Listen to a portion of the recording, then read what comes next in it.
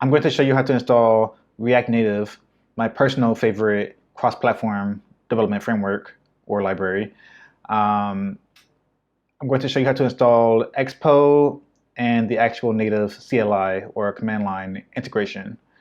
Um, Expo is probably more popular in some circles because it takes away a lot of um the headache that can come along with actually setting up React Native for the first time. So one advantage is that you don't need to actually have Android Studio and Xcode installed for that, but I think you should anyways. So um, first of all, here is Expo, the documentation here. Uh, First, you would actually just copy this line here, go to your editor of choice. I prefer VS Code. That's what you'll see in all my videos. I doubt if you see anything different than that. So I'm in my React Native folder that I created here. I'm going to actually go ahead and do this. I've already done this before, so this should be pretty fast, but I'm going to skip forward in the video. Okay, so that's done now. We have Expo installed. So now we can go back to the website, and there'll be some things that you can do for the emulator and for the iOS emulator and the Android emulator. Um, that's why I recommend installing Xcode and Android Studio. If you have a Mac, Xcode is already installed for you, so that takes away some of the headache. As you can see, I'm using a Mac. That's what I prefer. Some people like Windows more. That's fine. So I've gone back here to the React Native documentation. This is also a place where you would want to hang out a lot if you want to learn about React Native in full. Always come here first. So we've already done this line here. Next, we just init a new project. I'm just going to go to the terminal here, do expo init, and call this CWC React Native. And then we'll install this, or init this, I mean. Expo will walk you through a few different steps. You have a lot of different options here that it'll walk you through. The first step is to choose either a blank project or one with tabs or one with the bare minimum. I usually go with the blank because it sets up what you'll probably have in your app anyways, which is a empty root component. It sets up a few of the files for you that you probably won't need to mess with anyways, so stick with that. Let's do blank. Okay, so for this line here where it says expo name, you can put the name of your app here. So let's just do CWC React Native. Do push return. And while this is going, I will skip ahead a little bit more. Okay, so now we have our project set up. So we can actually just go right into our project folder now. We can also open it up in VS Code here. So CWC React Native, let's just open that up. Then we have our beautiful project here. So I'm going to walk through the folders real quick. There's not a lot here, but it's good to know what these folders represent. So your assets are basically where all your images go. Maybe your fonts, if you have custom fonts, will go there. There's other use cases for it too, but we might get to those in a different video. Your node modules, this is where all your node modules lie. Pretty self-explanatory. If you're familiar with Node, then I mean, that should look very familiar to you coming from a web background. You should not touch this folder directly. When you install different packages, they'll get put into the node modules folder. Yeah, so don't worry too much about that right now. Watchman is a tool used uh, to actually watch for changes in your folder or changes in your project uh, where the app would need to actually rebuild itself. So if you're changing code and you have like live reload or live or hot loading, watch like you could actually configure the files that you want to have watched for an update. Um, I really don't touch it. I can't remember the last time I've really touched it before. So um, if you really want to know more about it, search for Watchman on Google, and you will learn a lot about it. So um, app.js is probably your most important file here, outside of package.json. Um, app.js is where your actual entry point to your app lies. Um, we'll talk more about that in a second. So, a lot of your configuration for Android and iOS will go here. If you do not use Expo, your structure will be different. Like how you configure Android and iOS will be very different than this. But for Expo, this is basically how it looks here. Your name, slug, privacy, your SDK version. This is your React Native SDK version. Or actually, I think this might be your Expo version. Either way, I don't really touch this. So orientation is actually where you can set whether you want to have the app in portrait, landscape, or both. By default, it actually does portrait only. So that's something to keep in mind. If you want to do both, you will set it to default. So icon points to your app icon. So make sure this path matches this path here. That's very important. Same with the splash screen. Your image path needs to be correct with this. Resize mode is like, that's basically how your image will resize to fit the screen. There's different options for that. You can also look online to look at the different options. You probably won't need to change this. I never have. Background color, that's the background color for the splash screen. You can change it if you want to. Updates, this is, if you're doing like pushing updates to your app out, like not through the Play Store, you would use this. I actually don't do that, so I never had to touch this.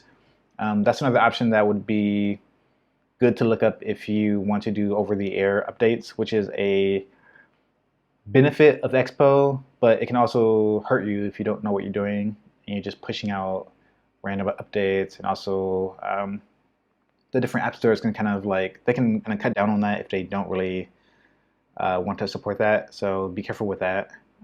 You're basically doing JavaScript updates over the air, which I know Apple specifically, they've gone back and forth about that for a while. So this option is for whether iOS supports tablets. I usually turn this to false because I don't really develop for tablets. I used to, but I don't really anymore. And there is a lot of other options that you can put here. You can also put Android here too. So we'll talk about this at a different time. Like especially when you're releasing your app, you might add a lot more to this file. But for now, let's go on to more of these files here. Package lock.json. Let's go to package.json first. So this is where you would add your dependencies for your application. This is a very important file. So we see here, here's your scripts. So these are scripts that are, these scripts are set up by Expo when you install Expo. So like, for example, when you start your app, you just type in Expo start in the command line. And there's various ways for Android and iOS. Expo eject is if you want to actually eject from using Expo. Like you would do that if you want to add more native code. One of the downsides for Expo is that you cannot write native code. And there's a lot of other benefits and downsides to using Expo, but we'll get into that later. This is the version of Expo. This is the version of React that you're using. So another downside for Expo is that you're stuck using the version of React that they're using. So they're usually kind of behind the current version of React. So that's something to keep in mind. That's one of the reasons why I don't use it typically in my apps. So this points uh, to the repo for React Native. Um, this is just the preset Expo. Like I don't really mess with Babel, so I just keep this here. Um, so yeah, if set to true, then npm will refuse to publish this. We're not going to touch this right now, so that's installing Expo.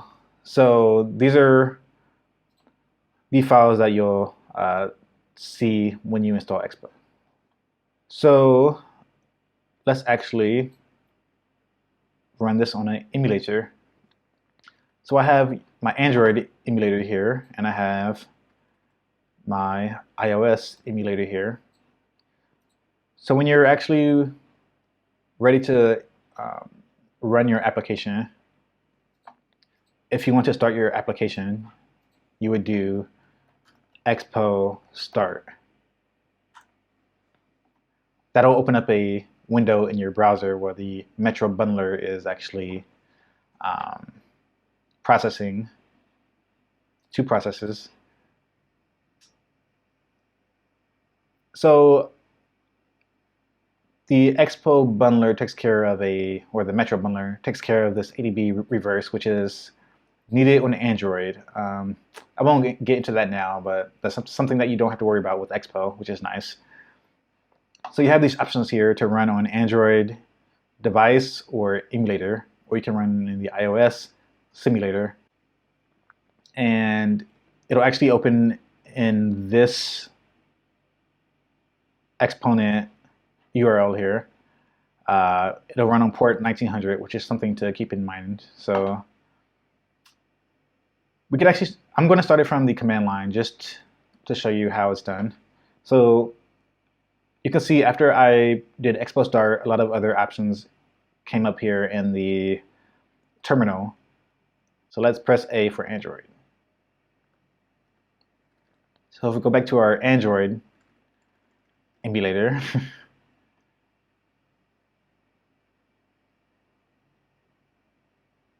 we can see that it's building. But yeah, I'm going to come back to this. Let's pause and come back to this. So we're back. I actually had to stop the simulator, the iOS simulator. Here's the Android screen. Splash screen, white, app icon, white. So, and here is our actual app. If you go back to the app.js file, we have this text here, which is showing on the emulator here. So this is what we expect. One of the cool things about React Native is that you can open up a dev menu by, on the Mac, doing Command M. And you can do enable hot reloading, enable live reloading. Hot reloading allows the app to be, the UI to be refreshed when you actually make a change that affects the UI. So for example, if I want to say coding with curry is a great YouTube channel. Shameless plug for my own channel here.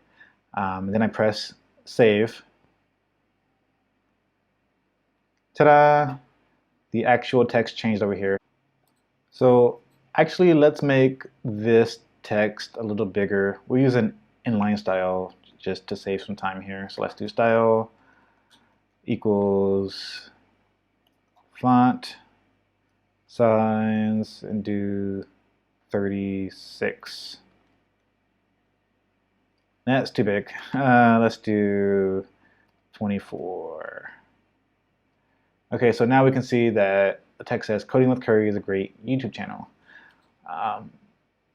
So that's basically the setup for Expo. So Let's go over to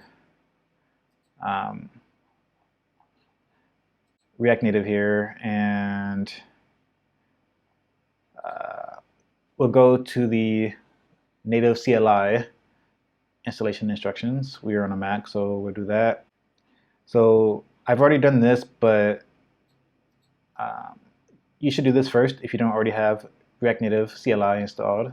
Just go to your terminal, do npm install -g React Native -CLI, or React Native CLI. This will install it globally, which is what you want, so you can use it in any other subsequent app. So when you're done with that, you do React Native init. So before we did Expo init project name, now we'll do React Native init project name.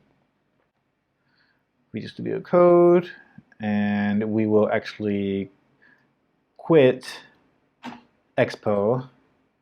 Let's go back and create a new, let's copy this, and we'll do CWC React Native CLI. We'll do this. So it installed a few other things too. If you already didn't have those installed, just ESLint. We'll talk about some of those later. It gives you some instructions here actually in the command line for iOS and Android. So for Android here, it says just cd to your actual project name, CLI, and run. Actually, let's go open the project first.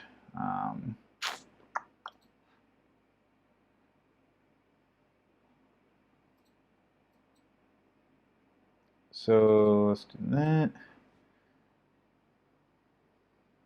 Actually, let's open up the other one to compare.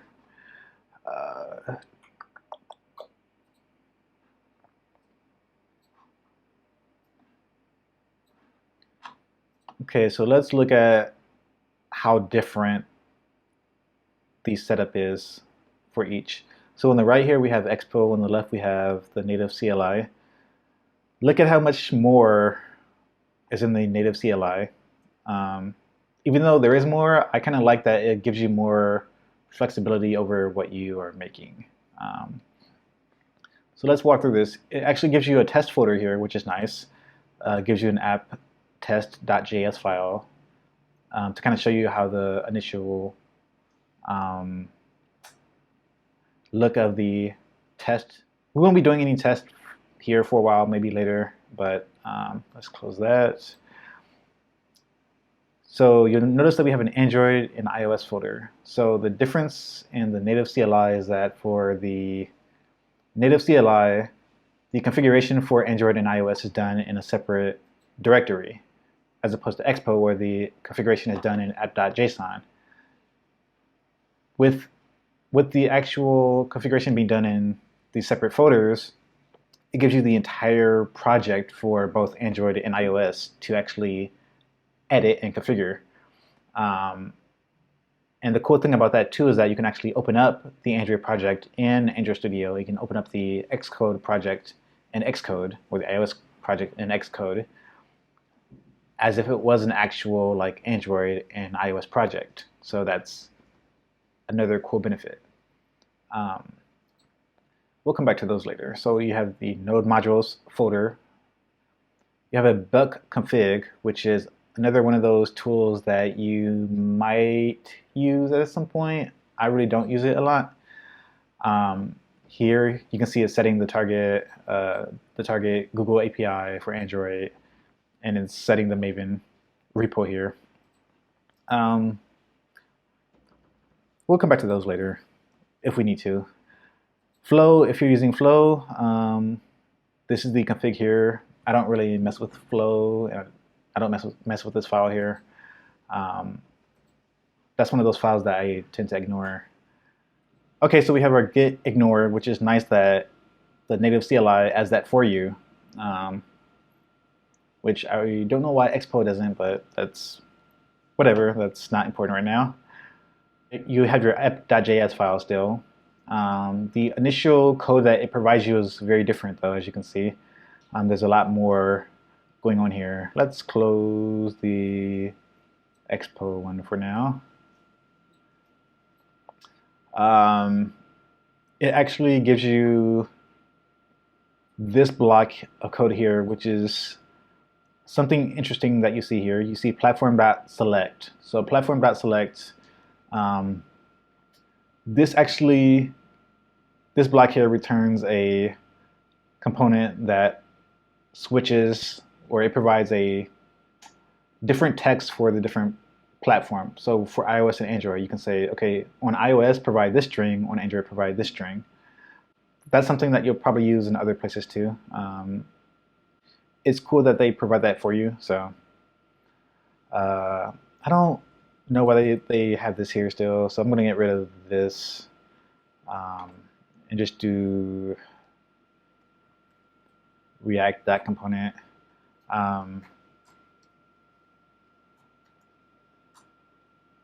This makes more sense to me just to have this here to make it more consistent with what you actually be doing. Then we have our style here. It has more styles than the Expo configuration. So not much to go over here. We'll run this later. So we have app.json. As you can see, there's a lot less here than we had in our Expo project. That's because most of our configuration is done in separate places now, not all in one place, which could be good or bad depending on how you look at it. So we have our Babel config file.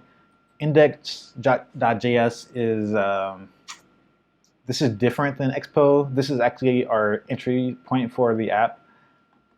We register our application here, our app class here. We'll get into that later. Metro config, I don't really mess with the configuration for Metro. Then we have our package.json file. You can see that here the scripts are very different. We have start, test, lint. We have our dependencies here. It provides slightly different dependencies here, but these really aren't worth going over right now. So ESLint kind of provides you with different rules for writing your app. So if you're on a team, you can set up different rules that will be enforced by the editor. I remember that I did not talk about package.lock.json before, so this is a way to ensure that when somebody else is installing your application, that they have the same version of the packages that you're using. It's something that you probably should commit with your application if you're committing it to a repository, just so like when other people are editing your app on GitHub or something, that you can all be sure that you're testing under the same conditions as far as the packages go. So that's kind of all, actually. So yeah, the Android and iOS, if you're familiar with Android file architecture and iOS file architecture, then these look very familiar to you.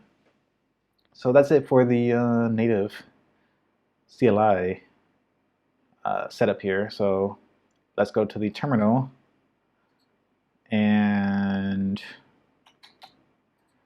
so instead of Expo start, we'll do React Native. Can't type today. React Native run Android is how we actually run our application on the emulator this time. And as you can see here, a Metro bundler window popped up. Instead of it opening on the browser, it opened it up in a separate terminal window, which is another difference between this and Expo, and my build failed. So let's look at what went wrong here. So I realized that my path is not set up for the Android SDK. This is something that you will need to take care of yourself on the native CLI setup. I've done this before, so I'm just going to do export. So my path is here. So Android, my SDK path is here. So I export that to Android Home. And if you want to check that, you can do echo Android Home. You can see that it's set up correctly. And then you need to add it to your actual environment variables. So let's do export. I've done this a lot before, so I'm adding the tools and platform tools to my path, as you can see. Now that's set up. Now we can do Android or React Native run Android. Okay, so the build is actually successful. Something that you have to keep in mind is that you need to run the Metro bundler before you actually do React Native run Android. It's a little quirk that you just have to remember, which I absolutely needed a reminder. So what you want to do is instead of running React Native run Android first, you do React Native start. So this is actually coming from Expo. It should seem pretty familiar because instead of doing Expo start, you're doing React Native start. In our emulator here, we can see that we have our string. In Android, we will say double tap R on the keyboard to reload. In iOS, we will say it's a different command to actually to reload and open up the dev menu. So yeah, so that's it. This is installing Expo and the command line or the native CLI. So whichever one you choose, it's kind of up to you or your team if you're working on a project. I prefer doing the React Native CLI, even though I ran across a couple glitches that you won't see by using Expo. You still get a lot more flexibility with using the native CLI over Expo. So yeah, I hope this helps you set up your project and avoid those red screens of death. So thank you for watching, and we'll get going with more React Native in the future. So thank you. Bye.